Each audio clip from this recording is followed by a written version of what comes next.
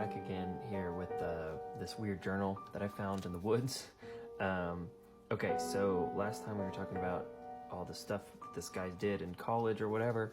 Now we're on to the really interesting, weird part where he gets this assignment, right, to research someone. It says any scientist who worked in the Manhattan Project. Basically, he gets to choose someone as long as they worked on the Manhattan Project, which is the project that developed the atomic bomb. Right, so he chooses this guy called Dr. William Randolph and lists like a few other people, and it's like, oh, everyone knows who those are, even though I've never heard of any of them. But he says Dr. Randolph is a much more obscure one, right? But he says that his great-great-grandfather worked with him. And so his grandfather has his great-great-grandfather's notes from the actual Manhattan Project with like all the, like some schematics and stuff for the early prototypes of the nuclear bomb and stuff or whatever on it, I guess.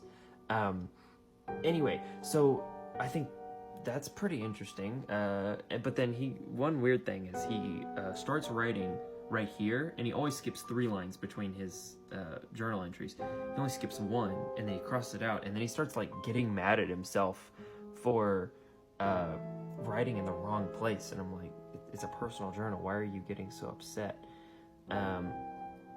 Anyway, so now, and then he says he's going up to Michigan to get his grandfather's notes, or get the notes from his grandfather. And then he writes the next one about how incredible Dr. Randolph is, and he can't believe he's not more famous because he was one of the ones to disprove the idea of self-propagating chains of nuclear reactions, which I had to look that up. Apparently that's the theory that one nuclear bomb would have destroyed the entire world, basically. So it's a good thing that, it's a good thing that didn't happen. Anyway, but here's where the really weird part gets in, is he finishes the assignment and gets an A on it, but he keeps researching Dr. Randolph because he thinks that he's like super interesting. And he's like, this guy like did a whole bunch of inventions. He like furthered computer technology, because remember this was like in the 50s or whatever, so the computers were fairly new. They barely even existed at that point. And then he did some other stuff, but here's the craziest part. Apparently this man was trying to develop a teleportation device, like back in the 50s. And he says obviously he never did, because then we'd have teleporters.